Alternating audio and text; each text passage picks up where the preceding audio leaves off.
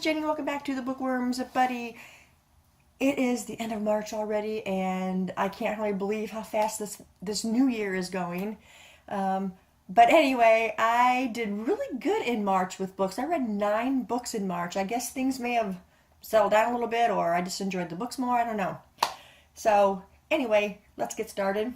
I start off the month with Harry Potter and the Chamber of Secrets. In my group, we are reading this.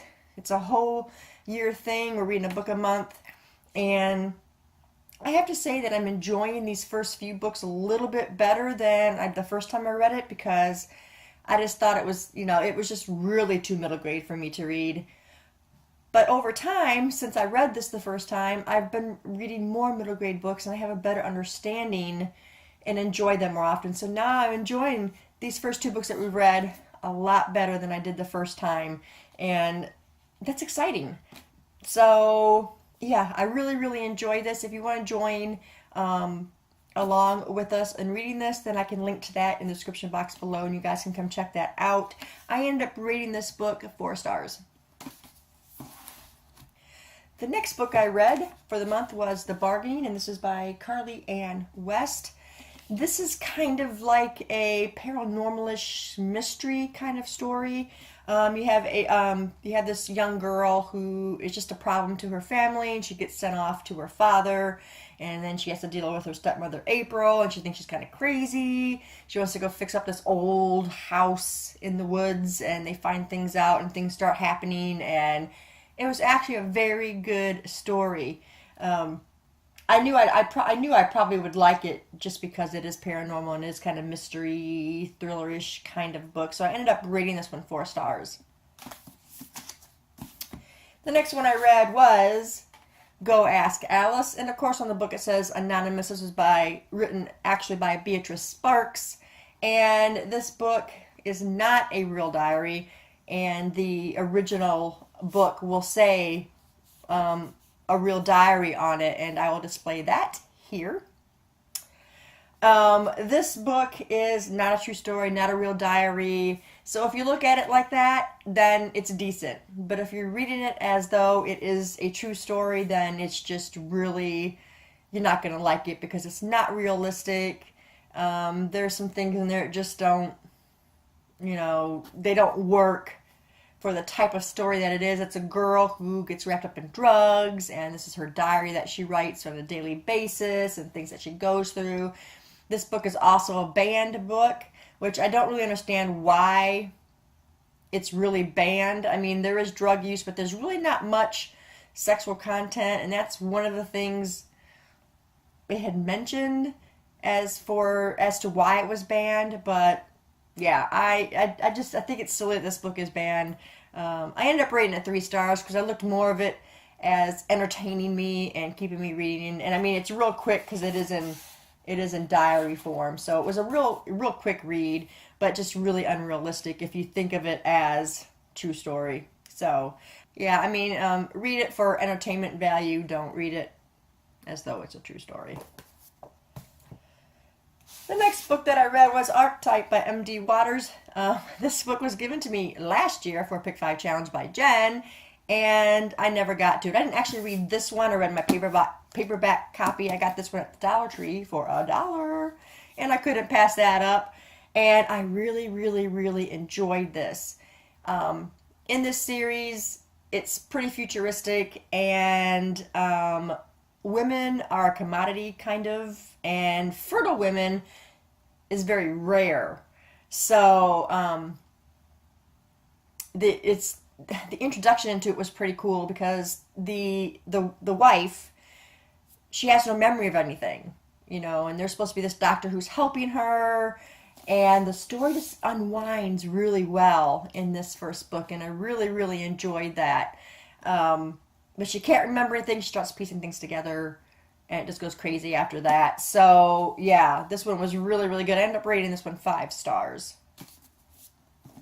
And then I found Prototype at the Dollar Tree the next time I went. No, actually, I think I found this one first, and I found the other one next because I'd already started reading the paperback.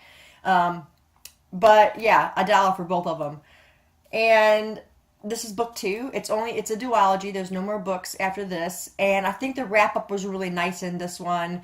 I think I liked the excitement and the build up better in the first one, but I think the wrap up was good to this. I ended up rating this one 4 stars.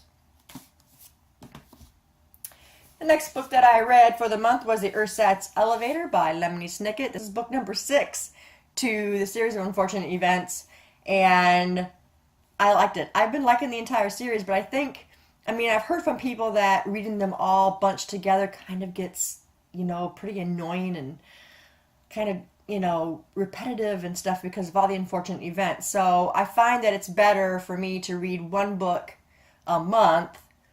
So I tried, but I read this one next. And this one is The Vile Village. So I don't know, they're just really quick reads for me.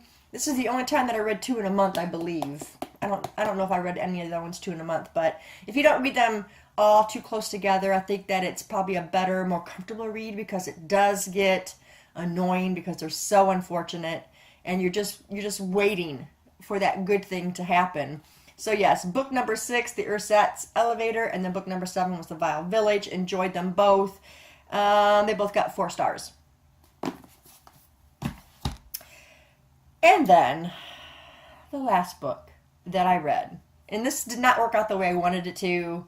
I wanted to be able to read A Breath of Snow and Ashes at the end of March, but I ended up with this one because it was a buddy read with Ina. She's a viewer of mine on YouTube, and it's also for the 52 book challenge, and it's In Cold Blood by Truman Capote. The challenge was to read a book that you read in high school. This is the only one that I could actually remember that I read, but I couldn't remember anything about it, and now I understand why. This was the most boring book I think I've ever read in my entire life. It's a true crime novel. The murders didn't happen till like page 60. And so all of that is just non-dialogue-ish stuff.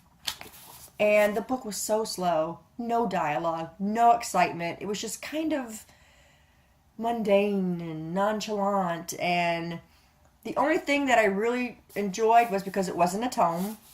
If this had been like a 500-page book, it would have been DNF'd right away. Forget the challenge. Forget the buddy read, because this thing almost put me in a slump. And I also enjoyed the parts where we got backstory on our 2 killers, that you know who they are from the start. When the murders happen, you already know. And it's just them working up to that. And then you go back into the minds of the murderers, and they're telling how things happened.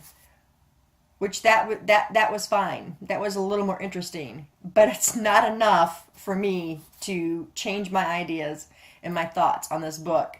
I ended up rating this book 1 star, and I guess I figured out that maybe true crime's not for me. I can't remember if I've read true crime books at all.